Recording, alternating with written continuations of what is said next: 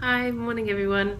Welcome to episode 14 of the Knitting Expat Podcast. My name is Mina and today is the 15th of June.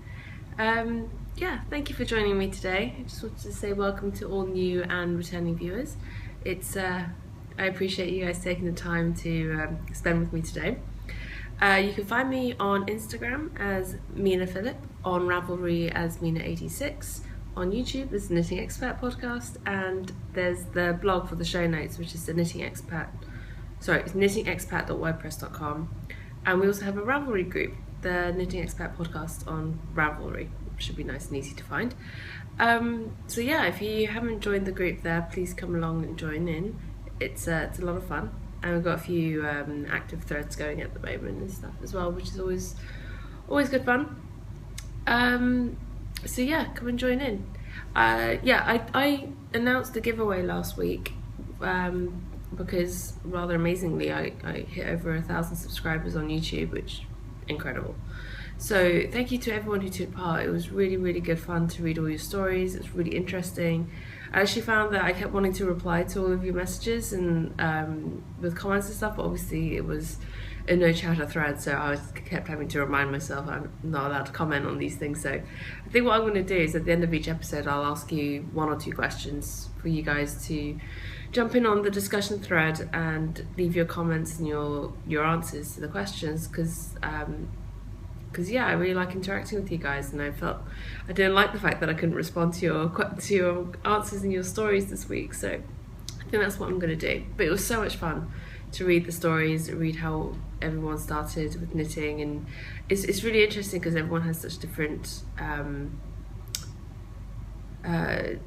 starts. Like there was a lot of similarities. Like a lot of people learned when they were kids and then didn't pick it up again until they were much older, and there were some who just hadn't touched knitting at all until they were older, and it seems to be two main sort of starts in knitting. But everyone's individual stories are slightly different, and I think that's really interesting to read. And so if you haven't checked it out already, pop on over.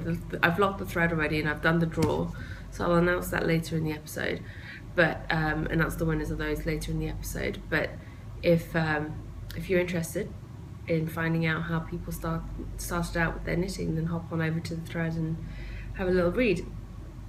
The other announcement I had to make was my pattern is out now since I last podcasted. My Sunrays shawl pattern is now available for purchase and download on Ravelry. There we go. So thank you to everyone who's already purchased this pattern. It's great. It still amazes me that people are buying this. So and thank you for those of you who've already hopped on over to the chatter thread on the group for the knit along and posting your yarn choices and progress and stuff so far. It's just great. It was really fun to see that. So if you are joining the knit along and you haven't yet jumped on over to the thread, do so. Let me know what yarn you're using. Join in the chatter. It's a lot of fun. So get going. And those of you who have won the pattern, I will announce that later, as I said, in the episode. So a few thank yous to go through today. Thank yous to Amber of the Crochet Junkie podcast. She mentioned me in one of her episodes recently, and that was really lovely of you. And also, Amber, I have to say, I must agree that I do like making my own garments as well, purely because then you can adjust it so they fit better. I also have the sleeve issue because I'm quite tall. Amber's mainly a crocheter, but she started knitting recently, I believe, and she's just started a podcast. She's only got a couple of episodes up, but it's quite interesting, and it's interesting to see some of her crochet projects as well, because I'm not a crocheter, so I've never been able to tension the yarn properly, and it frustrates me. So seeing other people's crochet projects is always quite fascinating to me, because I can't do it. Then there's Amaya of the Grace Engage podcast, another new podcast. I think she's only got 4 episodes up now, but she's based out of Colorado in the US, and I really like her. She's quite very sort of relaxing to listen to, and it's quite interesting to talk to her. She's planning her wedding at the moment as well, so there's a bit of wedding chatter in there. And she's also a relatively monogamous knitter, which I can relate to. She does some beautiful artwork as well, other than just knitting. She does some beautiful watercolours. One of the things she said she was doing at the moment is she's making up sort of place cards for each of the tables for her wedding, and she's doing these ink outlines with watercolours. It's so beautiful. Some of the stuff she's doing is gorgeous. And she's also planning to do a llama hike in the mountains of Colorado for her hen party, which sounds amazing. I want to hear more about that if you decide to do that, Amaya, because yeah, that sounds awesome.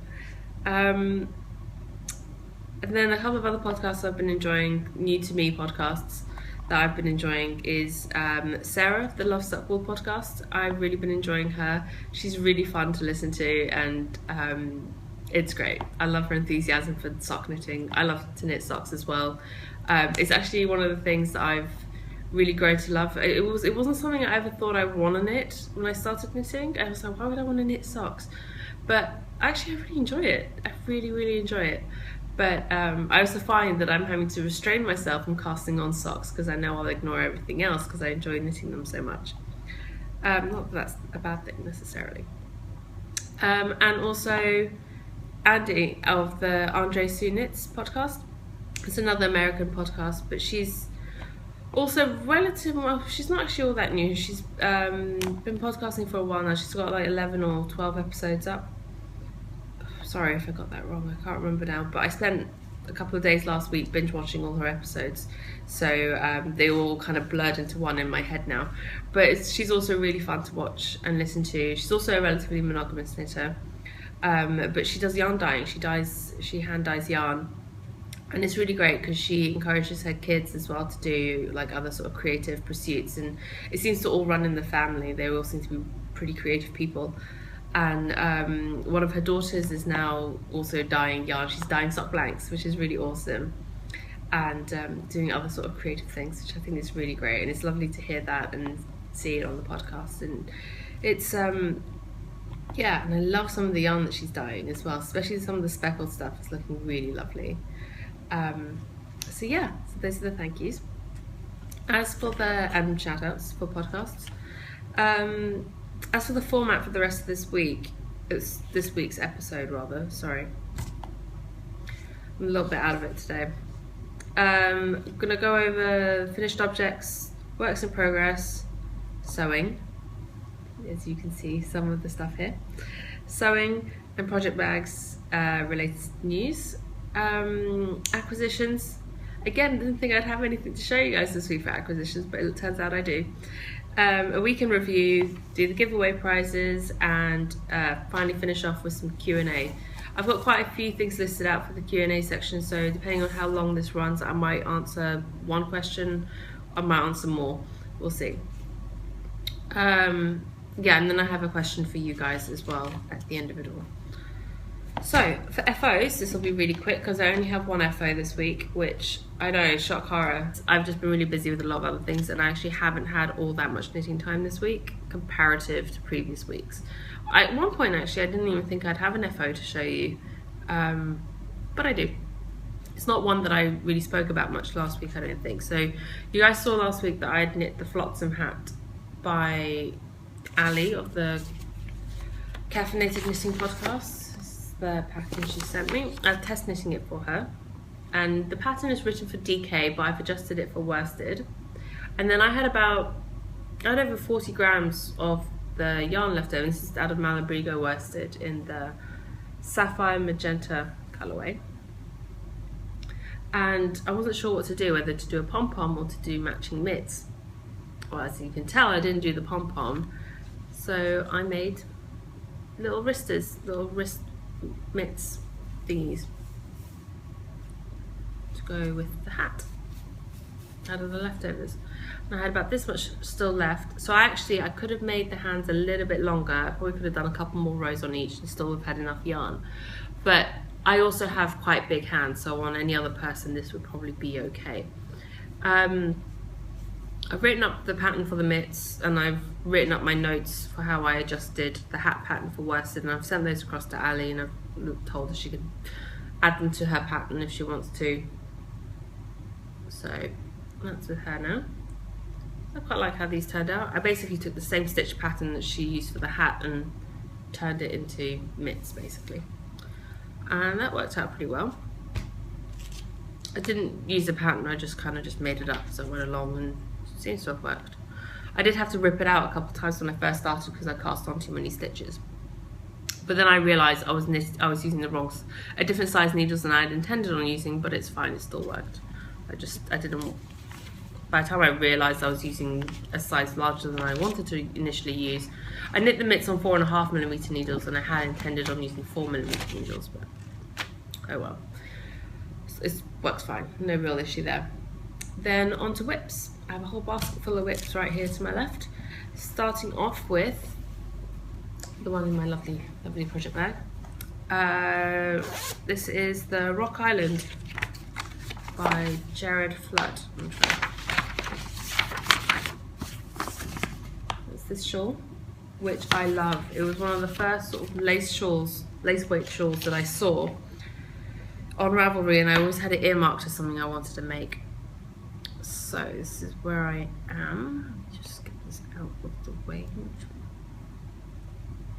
So last week when I showed it to you, this is an interesting construction for me because I've never done a bottom-up shawl before, and because it's got an applied border, you actually knit the applied edging first, and then you pick up the stitches. You do like a yarn over at the beginning of the row. I'm not really giving too much away with this, to be honest. You do a yarn over at the beginning of the row so that when you're done, you just go around and you can pick up the yarn overs. You see that there? Okay. And then so those end up being the stitches along the bottom, and then you knit from there. I mean, I am currently only halfway through this edging. It's huge. I have no idea how massive this shawl's going to end up being if this is half. So I'm excited to see this progress. I'm hoping to at least get the edging finished and get started on the shawl by next week. Like I said, I really didn't have much knitting time this week, and the knitting time I did have needed to be pretty mindless because it's usually quite late in the evening by the time I got around to doing any knitting, and I couldn't be dealing with charts and lace, and I didn't want to make a mistake. So that's that one. And that's also going to be my entry for the opposites knit along that is currently being run by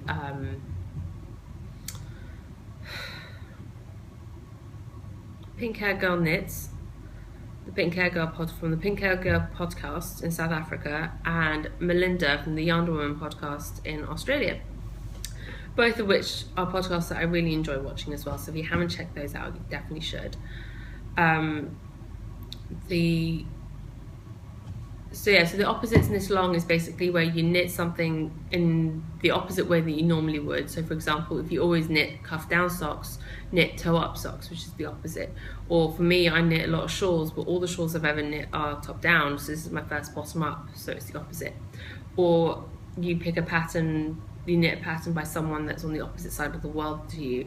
So Jared Flood is an American designer, knitwear designer, so he's on the opposite side of the world from me. So for the Yarn Woman podcast, that gives for her side of the competition that she's running, that gives me 2 entries, and I think for Pink Hair Girl it just gives me 1 entry per item. So that'll be fun. And also another knit along this qualifies for as well is the Around Your Neck Cal, which is being run by Diane of the Suburban Stitcher podcast. Another one I really enjoy watching. If you haven't guessed already, I enjoy a lot of podcasts. So yes, those will be entered into those. And then next up in my chevron pink and purple bag, which you'll see is perfectly matching with the project, is my Masco shawl by Justina. I'm so sorry, I can't pronounce the surname. Koisk. I'm not even going to bother trying. It's linked in my project in the show notes. Sorry. That's the Masco. It's a really lovely big shawl, which I remember telling you guys I was worried about it being so big that I actually went down a needle size than recommended. So that's being knit out of Cascade Heritage Sock in these 3 colours. I have more of the pink, but I'm just not going to pull out the other ball. And this is where I'm currently at. It's all squished up on the needle, so you can't really see how big this is. But last week when I showed it to you, I was only about here. I'd only done a little bit. I wasn't really that far into it yet. Since then I've done 1, 2 and 3 of the darker purple inserts. There's 5 in total. So I'd say I'm over halfway. But the rows are taking longer now because I think I've got almost 300 stitches on the needles now. And by the time you're done, you've got over 400 on the needles. So yeah, this is going to be really squished up by the time it's finished. But I'm looking forward to that being finished as well. It's really good, sort of mindless end of the night knitting as well. It's really good for that. Doesn't take much thought. Then so I'm knitting that on 4mm needles, even though the pattern recommends 4.5, just because, like I said, I'm a bit concerned about it ending up being humongously massive. Then my next whip is in this giant patchwork bag that I made. This is my Persistence is Key cardigan by Amanda Woger. So I want to show the pattern. Find a picture to show you. That's the picture. It's a lovely cabled cardigan. I told you guys last week that my aim for this week was to have the body finished. Guess what? I finished the body. Oh my god, you have no idea how excited I was to have this done. Or I say it's not really done, is it? To have the body cast off at the bottom. So as you can see, the yellow markers are where I was. So I knit all of that section. I thought I was going to have to do one more sort of stripe section before doing the hem. But I actually measured it after I got about halfway through here, and I realized actually no, I was pretty much there. And I counted the number of cable crossings off the picture and then on here, and I realized how many I needed to do. So that was fine. I've tried it on, it fits fine. Still needs a button band and the sleeves, obviously. So, and I think what I'm going to do with this cardigan is I'm going to do a zipper, because it's bigger, it's more sturdy cardigan, and I think a zipper will look good with this one rather than buttons.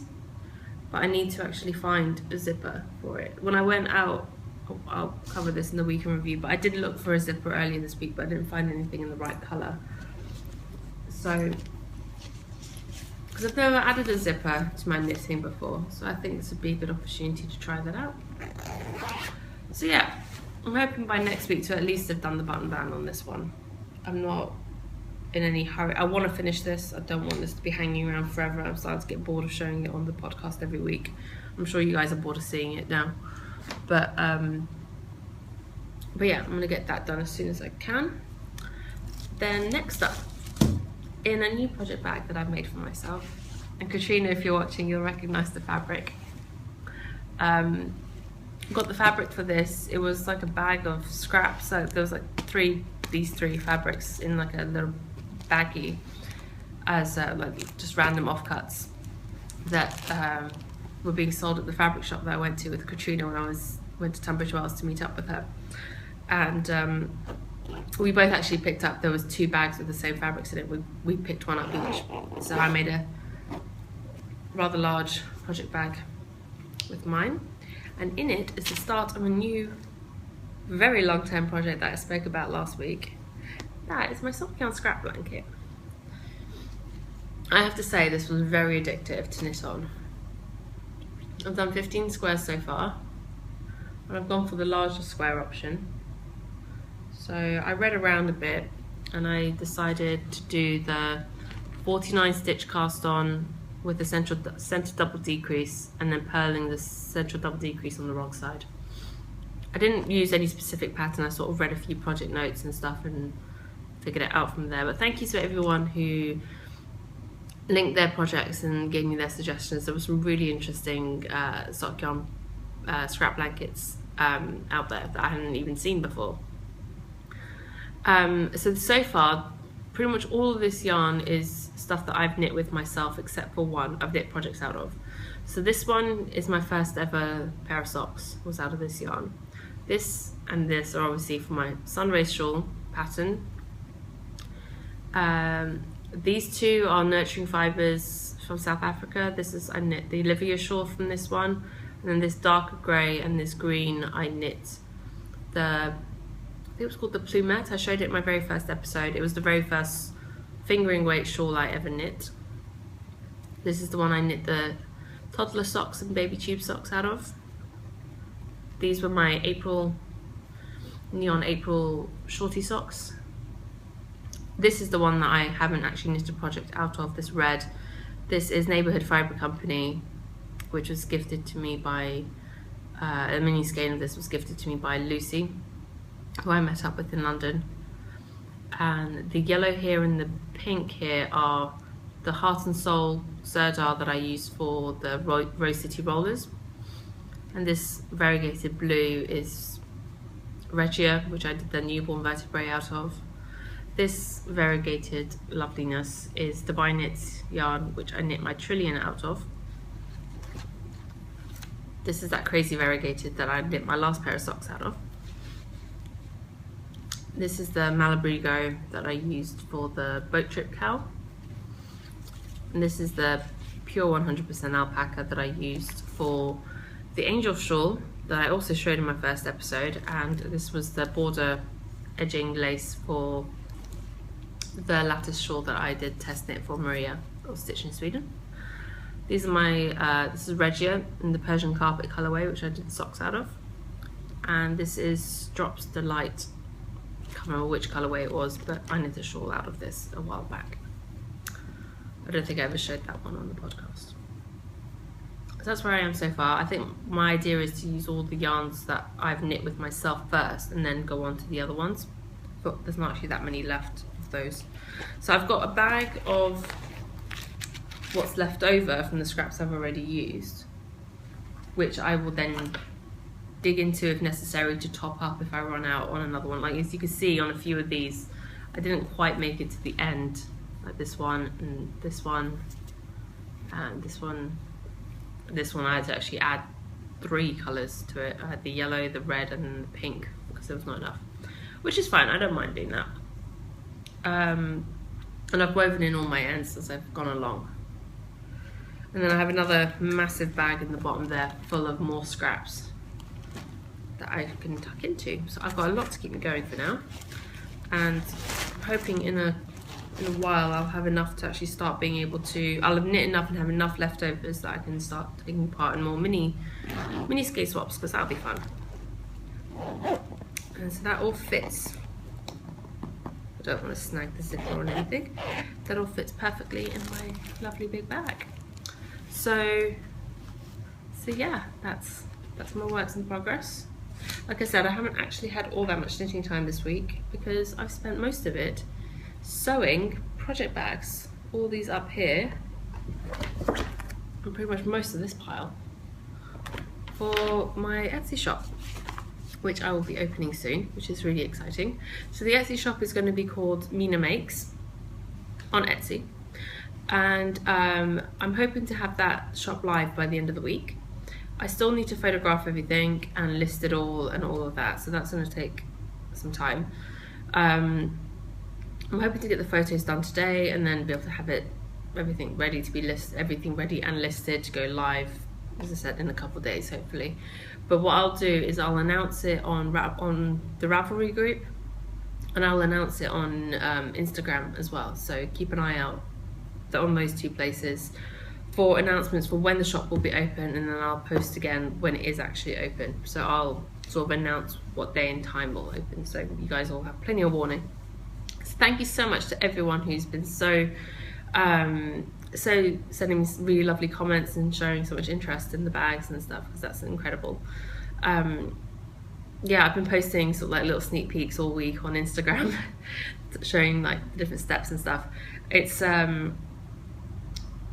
yeah, it's some of the fabrics are quite limited now. I had to pop out on Tuesday to the fabric market again to pick up some supplies. I ran out of interfacing, surprisingly. I really didn't think I would, but I did. So I had to run out and grab some more bits, and while I was out I did actually I only needed interfacing and some zippers. I didn't really need to buy anything else, and I didn't buy much else, to be honest. But I did shop around the fabrics and just to see if there were a couple of the prints that I knew I wanted to get more of, and I didn't want to risk not being able to find them later, so I just thought I'd go have a look, see if they had them. But I went around and I sort of spoke to some of the store owners, and they were like, yeah, no, we're not getting that one back, it's discontinued.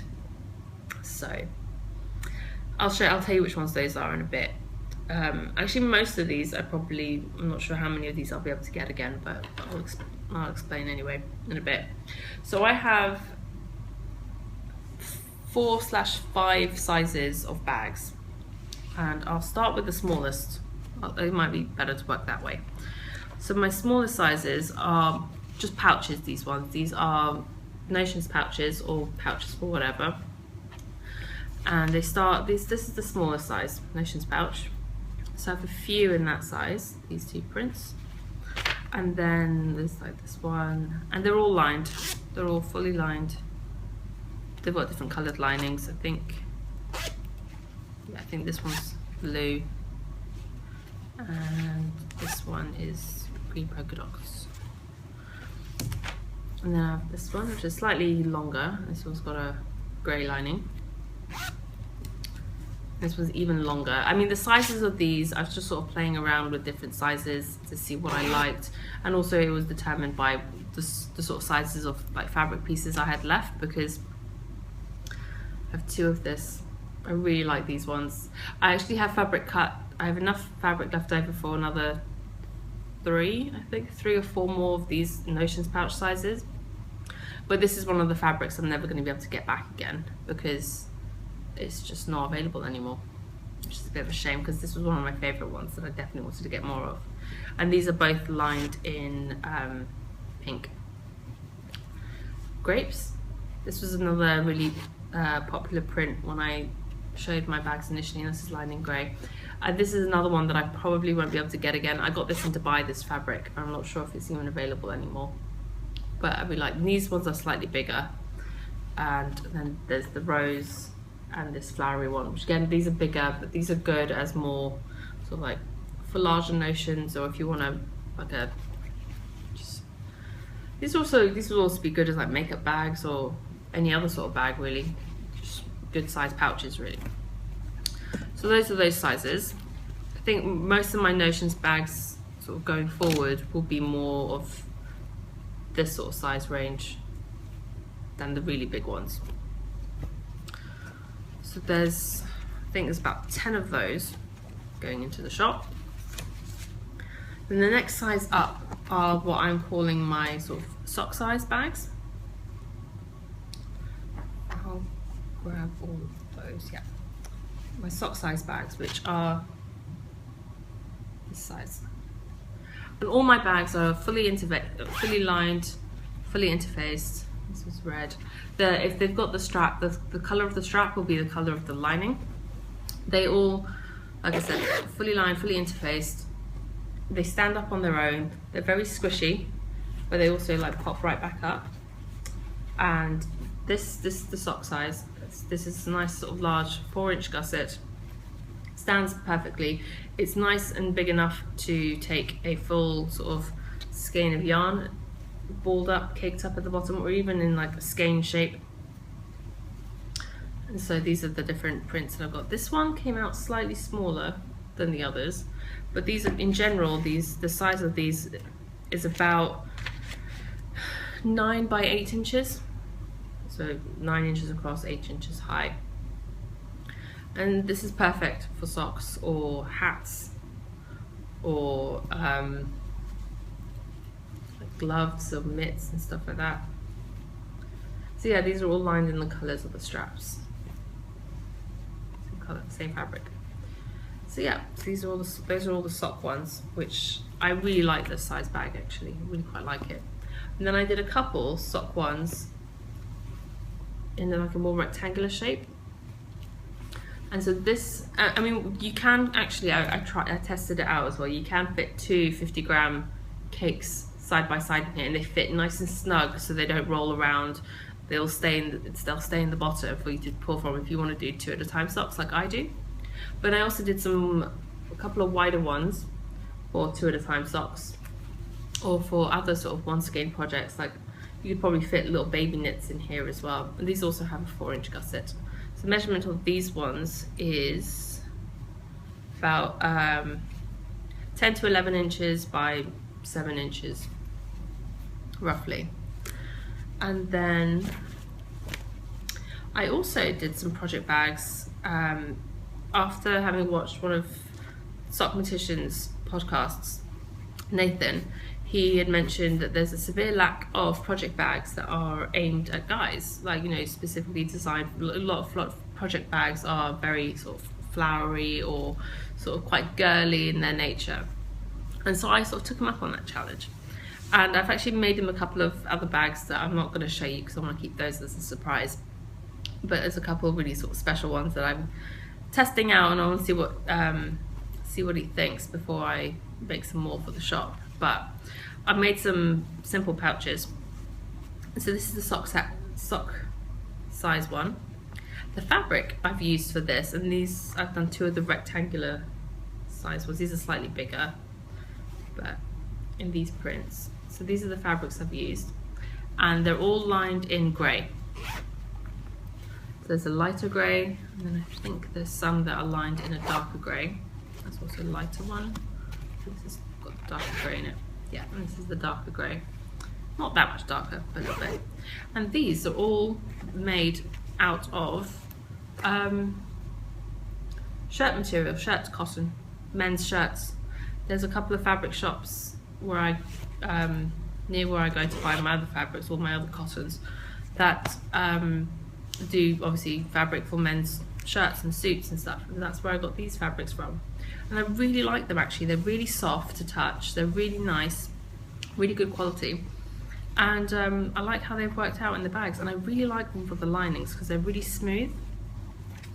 So I've got these 3, and I have another one which is one of my medium-sized project bags in the grey pinstripe, which are going up in the shop.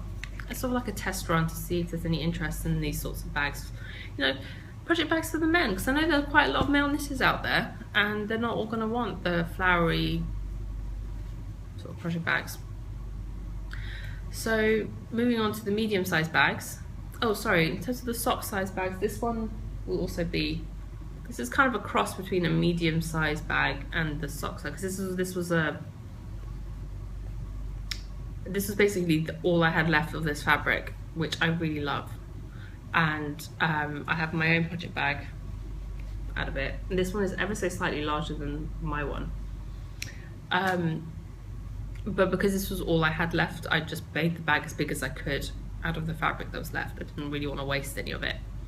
So this is like an in-between size. It's a slightly more rectangular version of my medium-sized bags. So that's my medium-sized bag. You can see the difference in the size there. Not much, it's like ½ an inch maybe. But that will also be in the shop. But this is the last of this fabric. This is all I have for this fabric left, and but I really like it. And then so the medium bags are this size. Don't have any other ones to I do have obviously a bunch here to show you, but I don't have any that I'm currently using to show you. So the size of these ones is 11 inches across by 9.5 inches high, and this also has a 4-inch gusset. Like I mentioned, I've got the grape one as well. These all stand up on their own. They do not need, you know, they stand up with nothing in them. I mean, these have all been ironed flat now, so they're not straighten out the bottom. See, they stand up perfectly fine on their own. They're very squishable, but they also pop right back up. They feel soft, they don't feel crunchy. which I really like. So I have this one, this print with the yellow stripes, that's lined in yellow. This one is lined in green polka dots, roses. Look at this grape, also in green polka dots. And this one in blue, which I really like. So those are the medium-sized bags, and those would be good for shawls, you know, baby knits, smaller projects that aren't quite as small as like socks and stuff. So most medium-sized projects, you could fit most projects into one of these, to be honest. It's quite a good size. Also, something I forgot to mention about the sock size bags. These are great for handbags because they're small, they're tiny, they're squishable, and really convenient to carry around. Then we have my large bags. There's this print and these 3 prints that are up here. Sorry. And so these are 11 by 12 inches. And these have a bigger gusset. The gusset on these ones is 5 inches wide. So these are good. These are pretty much, you could probably fit like a cardigan or a sweater or something in one of these. Especially, I mean, maybe not if it's Aran or worsted weight, but if you're doing like a fingering weight cardigan or a DK or something, it would probably fit in one of these. I know when I did my Stripes Gone Crazy cardigan, I managed to fit that into a project bag that's actually smaller than one of these. So I know you can. And these are all really spacious and roomy as well. And then the last one that I have, which is technically sort of an extra large size. And these were all 11 by 12 inch size, and this is the extra large. This is one of my original project bags that I made way back when. This is a 6-inch gusset, so it's really big. And this is 13 by 13 inches. And yeah, I only have one of these because I didn't make any more in this size this time round. But if people want the larger sort of, and I can do larger than this as well for like really big sweater bags, but for now that's what I've done. This is all I've done. There's a lot of bags here. I think there's something like more than 30 bags in total that are going into the shop once I get round to it, which I will. There's a good stack of project bags there. So yeah, I'm really excited about that now. It's definitely been something I've been wanting to do pretty much from early on when I first started the podcast. I've been talking about it for a while, and I'm just really happy that I'm finally able to do it. The other thing I wanted to talk about was postage. I've actually found out that postage from Bahrain to most places internationally is roughly the same sort of price up to and the way it works here is by weight. So up to a certain weight, it doesn't make a difference. The price is the same for postage. So what it means I can do, and I've got to figure out how to do this on Etsy, but I can actually, if you buy up to 3 bags, I can send it to you for for the same cost of postage as for 1 bag. So if you and maybe like a friend or someone are both interested in getting bags or something, you'd be able to save money on postage by doing 1 order together rather than 2 separate orders, if that makes sense. Postage is just going to be flat rate $10 anywhere internationally, because that covers the actual postage cost, and that's what it is. So up to a certain weight, that's what it doesn't matter. So that would be a good way to try and sort of save a bit of money on the postage side of things, is if you could do like a group or like an order with a couple of friends or something, and then it would be have it sent to one of you and then split it up after, because that would save you on the postage cost. I feel like I'm repeating myself now. Anyway, so moving on. If you have any questions, like I said, I'll have it all posted up on Etsy. I'll have all the information on there. If you have any questions, you're more than welcome to send me a message either on Ravelry or through the Etsy conversations section to ask any questions before you place an order. I'm more than happy to answer any questions you have. But yes, that's all I'll say about that for now, because I think I've jabbered on enough. The only other thing I wanted to talk about was sewing. like I spent a lot of time on these bags. It's pretty much most of my time was spent on these bags. But what I ended up realizing, by the time I got towards the end, I was like, oh, I've got all these offcuts. Like, obviously, because if you're a bag maker, or if you've ever made a project bag with like a gusset, one of these sort of boxed corners, you realize you cut them off and you end up with all these like little cut off squishy squares. I don't have any here to show you, but I didn't throw any of mine away. I kind of threw them all into a bag and put them to the side. I was like, oh, I'll figure out something to do with them. And I was thinking, do any of you bag makers, anyone who does this for their, has an Etsy shop or sells bags or whatever, do you keep those little boxed off corners that you cut off after? Do you keep them? Do you do something with them? Anyway, so I kept mine, and then at some crazy hour in the morning on Saturday night, I realised afterwards, it must have been around 12:30 in the middle of the night, inspiration struck, and I was like, oh, I know what I want to do with them. And I decided then and there that I was just going to sit down and get going with it. So I put the project bags, I still hadn't finished them, I put them to one side because I recognised that I was too tired to still work on those, but I still wanted to sew something. So I thought I'd do this, and I did this. I didn't pin anything, I didn't iron anything, I just went with it. I barely measured anything either. I just it was one of those really freeing sort of projects to do. It was one of those things, because this isn't going in the shop, this is just for me. And it's just one of those, it's nice every now and again, especially if you've done something where you've had to really concentrate and really make sure, be really precise, which is what I've had to do with all these project bags, which is fine, and I enjoy doing that. But every now and again, it's nice to just sort of let loose and just let your imagination take over and do what comes to you. And so I did. It's not perfect. It is by no means perfect. It is full of mistakes, but I love it because it holds a lot of memories for me. And I've told you guys already about how sentimental I can be. So this is what I did with all the little off-cut corners of my the project bags that I've made. I turned it into a tote bag. I'll explain what I did. So these are all the little corners. I turned them round and poked out the corners, and then I just sort of sewed them together into strips, and then sewed all the strips together, and that basically gave me one large piece of fabric, which was this front section. And then I sewed it onto a back section, which is just fat quarter, and you can tell I did say I didn't iron anything, and you can still see all the creases from where it was folded up. So I had a purple fat quarter that I just sort of roughly cut to size and sewed together, and then I boxed the corners, and then the inside was looking all rough, and obviously it needed a lining, so I lined it. And I had this lovely yellow fabric that my auntie had given me, but it wasn't quite the right dimension, so I added a strip of this polka dot fabric, and then I used some more of the polka dot fabric, which is almost like it's a brushed cotton, so it's really sort of soft and fleecy feeling. And then I just sort of doubled it over, did some sort of quilting lines. It's not padded. I could have added some like batting to it or something to make it a bit more cushy. I added that in. I seamed it, top stitched it all across the top. My straps are a little bit too close to the edge, to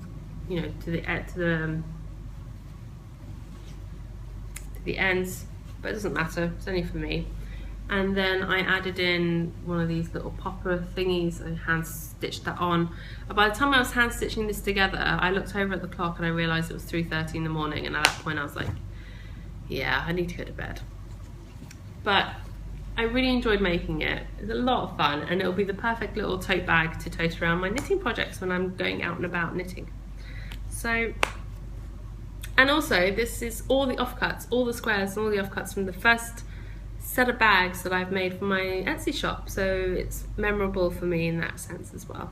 So very sentimental bag for me, a lot of memories attached to it, and yeah, so I thought that was a really, for me anyway, it was a good way to use up those little odds and ends that I otherwise would have probably just thrown away. Right, so that's that. if any of you guys who make bags or do or sew or whatever have any sort of scrap projects that you use up those little offcuts and scrappy bits and whatever, because this to me is my equivalent of a sock yarn blanket out of sewing scraps. So I'll probably make more with others as I go along, but anyway, I really liked it. And so what do you guys think? Acquisitions. Next step, acquisitions. I got a package in the mail from Chile, from Nina of the Fuzzy Love Nuts podcast, which is really exciting. And yeah, so I was really excited when I got to the post office, and there was a little note in my PO box saying you got a package to collect. And wow, like it was a pretty awesome package, I have to say. I was really excited by this one. The first thing I noticed was 2 rather melted dairy milk bars of chocolate, which I really appreciate.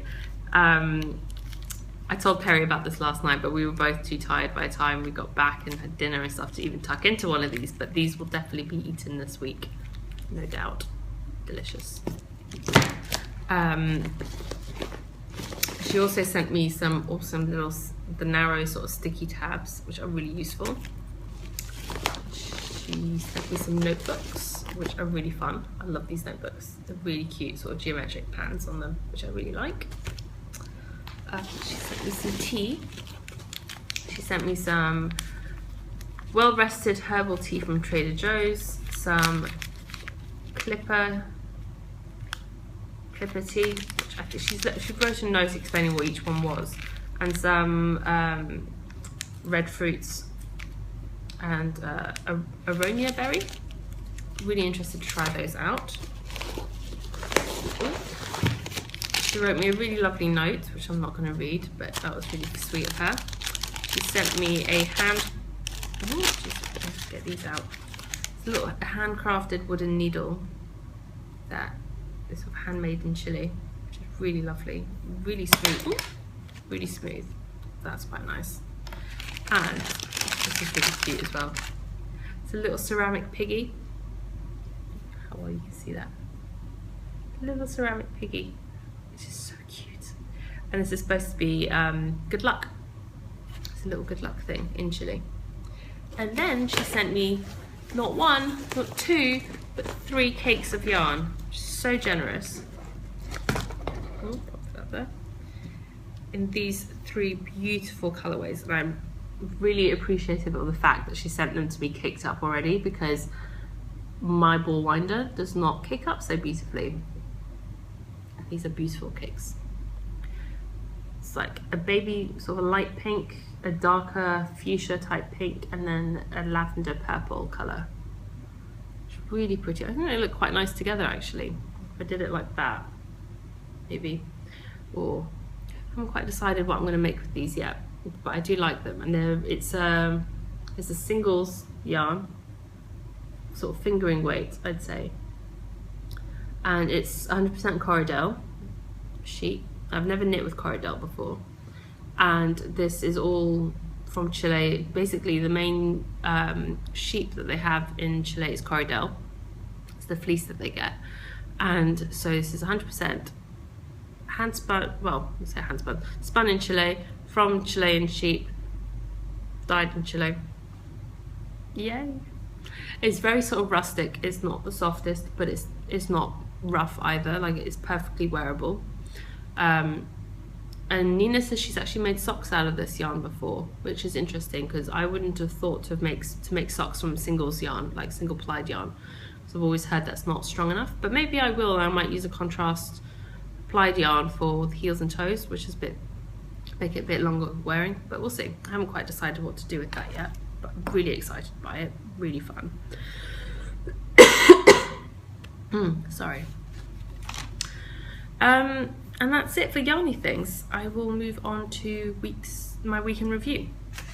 So, as I've said already, I've done a lot of sewing this week. There's been the predominant use of my time. I've probably spent over 6 hours a day working on these project bags since I last podcasted. I've not obviously been sat at my sewing machine for 6 hours a day, But I mentioned this on Instagram. I easily spend 4 times the amount of time prepping everything for actually sewing than I do actually sewing. So it's one of the most important things that my aunt told me about sewing after I got my machine was it's all about patience and it's all about the prep. It's all about the preparation. If you don't prep properly, then you're going to have a nightmare with your project. So, like I said, most of my time has been doing that. I had to pop out to the market to grab some fabric and more interfacing, and I grabbed a couple of extra bits of fabric that I wanted. Oh, another thing I learned this week, we have 2 geckos, not 1. So I've been thinking all this time that we have just 1 gecko living in my craft room. Sorry, I forgot to bring a drink with me this morning. But no, it turns out we have 2. I spotted 2 of them running across the back wall the other night, and that surprised me. I wasn't scared, but it gave me a shock because I was only expecting to see 1. I never expected to see 2. So I haven't seen them together since, so I don't know. I don't mind geckos, they're pretty harmless and they eat bugs, so I'm quite happy about that aspect of it, but I'm not entirely sure if they would damage my yarn. Like, I haven't taken any of my yarn out of the boxes since I've sort of kept everything in plastic tubs since I got back. So I don't really know if they can damage it, if they can cause any harm to the yarn or anything. So if anyone knows about geckos or about whether or not it's safe to leave yarn out with them around, I mean, I'm probably overreacting. I just don't know, so I'm not wanting to risk it. I need to do more research, basically, is what I'm getting at. But yeah. My other concern is, now that I know that there are 2, obviously I don't know if they're male or female or 1 of each. My concern is if it's 1 of each, they're going to start having babies. And I don't want to deal with baby geckos. Basically, I don't want them multiplying. 1 or 2 I can handle. I just don't want them. I don't want the house to end up being overrun by geckos. So we need to look into that. So I mentioned my sleep pattern's a bit messed up this week, as is evidenced by my 3 a.m. sewing. But with Perry not around, I found that it's really difficult for me to actually get myself to bed at a reasonable hour. So that's been difficult. But yeah, I'm hoping now that he's back, we're going to start getting into a bit more of a routine. Speaking of that, I picked him up at the airport last night, which was really, really fun. I say fun. Going to the airport's always fun for me, but it was really exciting to see. I was really excited to see him, even though his flight was delayed. It was just nice to see him after a week, and because of the time difference between New York and here is something like 7 hours, it's really difficult to find a time of day when you can actually talk to each other. So I barely heard from him while he was gone, which was fine. I wasn't expecting to hear from him much anyway, but it was really nice to see him again and just be able to. We spent most of the evening just chatting and catching up and stuff. And he brought me some crispy M&Ms. Out of all the M&Ms, these are my favourite. I love the crispy M&Ms, but they don't sell them anywhere. They don't sell them anywhere in the shops anymore. And you used to be able to get them in the shops in the UK, but they just don't sell them anymore. And I can only get them at the airports now. You can only pick them up in duty free. So he got me a bag on his way back, so that was quite fun. I was very excited when he pulled that out. As for other things, that's pretty much it, really. Not really much else happened this last week. As I said, it was really relatively uneventful. Just a lot of sewing, really. So on that note, I will move on to the giveaway. Now, I already closed the thread this morning and I drew the prizes, because I drew the winners, and I used random.org to draw. We had, there were 94 posts on the thread, 95 posts on the thread, but only 94 if you don't count mine as the first one. So I put in numbers 2 to 94 on the random.org to draw the numbers. And the 3 it came up with was, the first one was number 3, which is I can't pronounce your Ravelry name, but it is 1JG2010, and that is Laura from Ohio. I think that's a 1, or is that an L? It might be an L. Oh, sorry, I printed everything off, but I think it might be an L. LJG2010, Laura from Ohio. And she said that she started knitting when she was 11 in the summer. Her mum picked up a kit that included yarn, needles, a scarf pattern, and a VHS video. You remember those? A VHS video on learning how to knit. She says, I watched the video and after a few attempts I knit the scarf. I think it's interesting how easy it is to find YouTube tutorials on knitting, whereas just 10 years ago it was much harder to learn the craft. And she's planning on making this shawl as a gift for her future mother-in-law. So Laura, if you can send me a message on Ravelry, let me know that you've seen the podcast and that you're a winner, and I'll gift you the pattern. And the second winner is number 77, which is, the Ravelry name is Zico, and that is Anita from Norway. Congratulations, Anita. And she says, thank you for a lovely podcast. You're such a fast knitter, and that I find is pushing me along to finish my own projects. It's great to hear. I learned to knit as a child. I must have been quite young, as I can't really remember not knowing how to knit. I think that's amazing. It was my mother who taught me. However, I only really advanced from the knit purl phase when I had my first child. The knitting bug hit me, and all of a sudden I knitted sweaters, beanies, socks, and all sorts. Then I stopped for ages, and now the bug has hit again, and here I am knitting my very first shawl, which is nearly done. I've just cast off a sweater, 2 beanies, mittlets, and a few washcloths in different patterns. Sounds like you're churning through quite a few projects. It says, I'd love to knit your sunrays shawls too, so I wouldn't be surprised if that finds my needle sometime in the near future. So that's convenient. Congratulations on winning the pattern, and again, send me a message on Ravelry so I know you've seen this announced. I kind of want to give people the chance to learn that they've won by watching the podcast rather than me just sending them the pattern, because I think it's more fun that way. And the third winner was number 92, which is Little Things Loved, and that is Sarah from the UK. And she says, my first memory of anything knitting related was when I must have been about 5 years old, and I used to spend the day at Nana's. We always visited the local bakery at the end of the road to buy cakes for tea, and next door to the cake shop was a wool shop. I can still vividly remember the glass countertop and all the drawers of ribbons and elastics that could be spied through it. There was a stool at the counter where my Nana always used to sit and pass the time of day while she decided on her purchases. I think that's such a sweet story and such a lovely memory to have. One Saturday morning stands out for me above all others. It was my birthday that day, and I was allowed to choose my first ball of wool, which was what all yarn was called back then, whether it contained wool fibre or not. And also a pair of tiny pink plastic knitting needles. It was a lovely birthday afternoon, eating sticky buns for tea and Nana casting on my first piece of knitting, a scarf for my Cindy doll. I remember those. She had to correct my first knitting attempts many times that day, but I never lost heart and Nana never lost patience. And as they say, the rest is history. I think that is such a sweet story. And there were so many stories like that in the group, in the thread. So if you haven't checked it out, you totally should. It's really heartwarming. So Sarah, again, if you let me know that you've seen this, and I will send you the pattern. And I love the fact that all 3 winners are from completely different places. We've got from the US, Norway, and the UK, so I think that's awesome.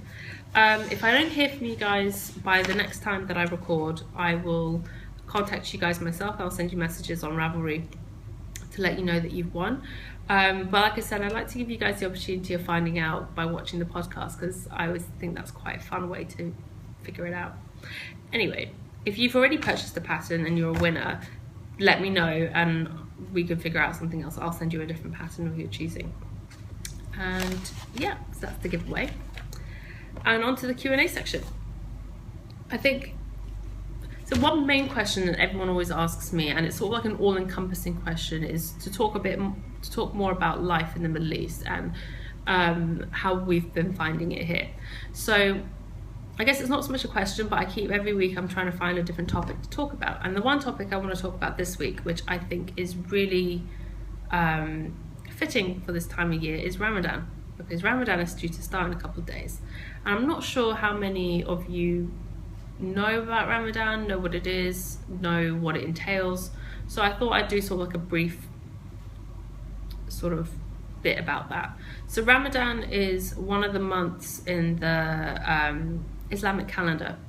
So the Islamic calendar is a lunar calendar, so it goes by the phases of the moon, and so every year it changes it shifts the start dates of the months shift by about 11 days compared to I think it's the Gregorian calendar, or the calendar that everyone else uses, the January to December calendar. The Islamic calendar shifts 11 days earlier every year, which is why Ramadan changes every year. It's in a different month, in different time of year every month by about 11 days.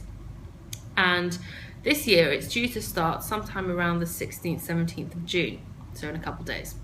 And what it is, it's a month of fasting from sunrise to sunset. Those who are practicing Muslims will fast from sunrise to sunset every day, and they and there's all sorts of other things around it and reasons for it, which I won't really go into now. If you guys are interested in learning more about it, you can Google it. But what it means in the Middle East is, because it's an Islamic we're in an Islamic country, they do Ramadan affects everybody. Whereas in the UK or whatever, it wouldn't really affect your day-to-day life too much. If you're a Muslim and you're fasting, then it affects you, obviously, but it doesn't necessarily affect everyone else. But over here and in Dubai, I mean, this is our first Ramadan in Bahrain, but in Dubai, and I imagine it's pretty similar here, a lot of the places will close during the day, especially restaurants and coffee shops, and a lot of those will close. They won't be open during the daytime. And a lot of just everything sort of shifts a little bit. In Dubai anyway, the shopping malls would be open 24 hours a day. At the weekend, they were open till 3 a.m. midweek, because they wouldn't really get many customers during the day, or as many customers during the day. And it was, like I said, most restaurants and places that serve food or drink will be closed because because they have to. There are some places that would stay open. They're very few and far between. You'd have to find out beforehand which restaurants or coffee shops were going to be open. Those that were open would normally have blackout blinds or have their windows blacked out, so from the outside you can't see into them. I remember where I used to work in Dubai, there was a coffee shop on my way to work that was open, and they had this sort of really dark tinted sort of plastic on the windows, which completely blacked it out. You couldn't see into the place from the outside, but I could go in, I could get my coffee and go to work and have my coffee at my desk. I mean, I didn't work with anyone who fasted, which is why I would do that. But at my first job, when we first moved to Dubai, there were people in the office who fasted, and I wouldn't eat or drink anything whilst I was at work because I just didn't think it would be right to. Working hours change during Ramadan. It is, again, I'm not sure about Bahrain, but I imagine it's the same. In Dubai, the working hours are whatever your working hours are during the rest of the year. But during Ramadan, the work day is limited to a maximum of 6 hours a day. So depending on, the companies can pick which 6 hours they would want you to work. But when I was, the first company I worked for in Dubai, my hours there were 7:30 till 6 most days. So during Ramadan, I was working 7:30 to 1:30, and it was amazing. So I'd leave at 1:30 in the afternoon, and that was me done for the day. And then the second company I worked for, I worked from 8 till 2 during Ramadan, and then again had the afternoon off. And this year now, Perry, I believe he's going to be working something like 10 till 3:30 or something. It is kind of, they announced recently those were the hours. But yeah, so you get the hours, working hours drastically go down, which is really nice. The roads get crazy. The roads get really crazy during Ramadan. It is quite dangerous actually sometimes. The general advice is, if in the 1 hour or so before sunset, if you don't have to be on the road, don't be on the road, because those who have been fasting, who are on their way to somewhere, like to someone's house or out to an event for the breaking of the fast, which is quite a significant thing, that's usually when they're on the road trying to get somewhere. And if you haven't eaten or drunk anything all day and you're on the roads, it's just more chances of accidents happening. And honestly, in Dubai, I think it was last year or the year before, during Ramadan, that first week of Ramadan, the number of car accidents on the roads was just insane. It was ridiculous how many accidents there were that year during Ramadan. It was just ridiculous. I mean, driving in the Middle East in general is pretty reckless at the best of times. I mean, anyway, that's a whole other topic to talk about another day. But it just gets worse during Ramadan, just like food and water deprivation, like just being dehydrated and hungry does not encourage safer driving, let's put it that way. But yeah, and then at the end of Ramadan there's Eid, which is always fun, and there's usually a few days public holiday around then as well. So, but the problem is with Ramadan, you can never tell exactly when it's going to start or when it's going to end, because it's quite subjective. It's based on the moon, and no word of a lie, this is totally true. And I remember laughing the first time Perry told me this because I thought he was joking, but it is honestly the truth. There is a panel of people in Saudi Arabia who are called the Moon Sighting Committee, and it is their job to spot the moon for the start of Ramadan, and then at the end of Ramadan they also have to spot the moon to show that the month's ended, so like from one full moon to the next full moon. And last night on the radio they were talking, it was quite funny listening to it. They were talking about the Moon Sighting Committee were calling all people to go out and spot the moon, and if they could spot the moon that they were to report it to the Moon Sighting Committee that they had seen the moon, and it was like the start of Ramadan. And it's funny to me because there's all this science and all this technology now that can actually tell you exactly when the full moon is and when the month starts and all of that, but no, you have to see it. And I said to Perry, and I said to someone I think it was Perry, I said to someone once, I was just like, well, what if it's cloudy and you can't see the moon? Well, then it's postponed by a day because you can't see the moon. You have to see it for it to count. So I thought that was interesting, bit funny, but I just think the name a Moon Sighting Committee is just in itself quite funny. But it's interesting, and it doesn't really affect us too badly. It does mean that we have to think a little bit more before we do stuff, especially at the weekends. So we try and plan it either to go out between meals. We wouldn't be out for food, and then if you want to go out for dinner, you can only eat after the fast has ended, which is after sunset, which usually isn't a problem. It's not like a lot of other Western countries where the time that the sun sets really changes throughout the year. I know in the UK now, like, it doesn't really get dark until around 8 or 9 p.m.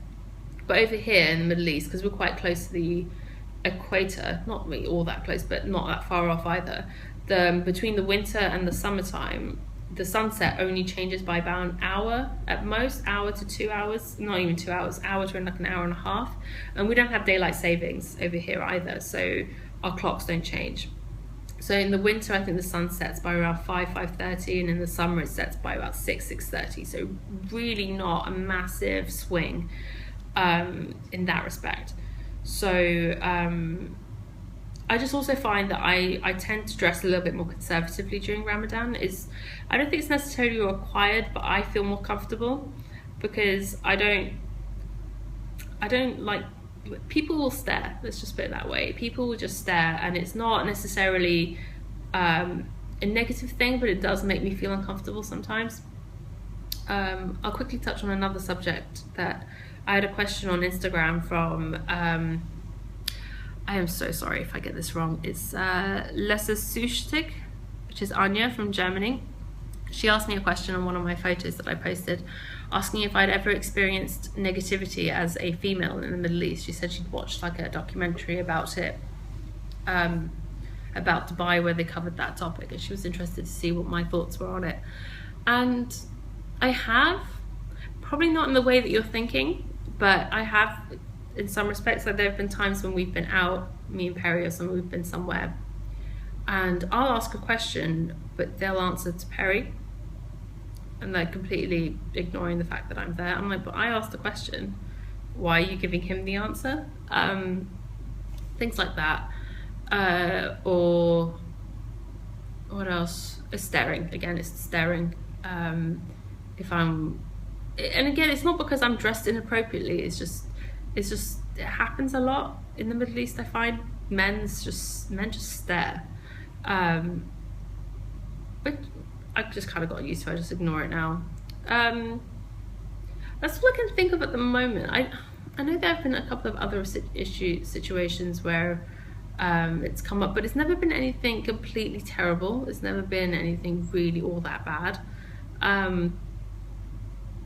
So yeah, I think actually for the most part, especially the locals here and in Dubai, like the Emiratis and the Bahrainis, they're really friendly. They're really quite friendly. They're quite nice. At least the ones that I've dealt with. I'm not usually not faced that much negativity, but like I said, I have like little things like the whole if I've asked a question and they don't respond to me, they respond to Perry because he's the guy, and things like that. It's not really been anything massive, but I had thought of something else actually that I wanted to say for this, but I can't remember what it is now, and if I remember I'll make a note of it and I'll mention it next week. But yeah, I think that's it for this week. I have a couple of other things that I did want to cover, but I'll mention that next week hopefully. So if you do have any questions for me or any suggestions or anything you want to hear about on the podcast, there's a questions and suggestions thread on the Ravelry group, so make sure you let me know and leave a comment there. And to finish off, I have a couple of questions for you guys. So it was Worldwide Knit in Public Day this weekend on Saturday. So what did you guys get up to? What did you do? Where did you go? What did you do? I think I already asked that question.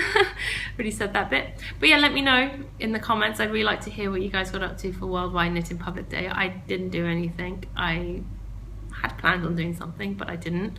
I was busy sewing and getting stuff finished and just manically sewing like a maniac apparently, which I think is going to be the title of this episode. And the second question I have is, where is the strangest place that you've knit? For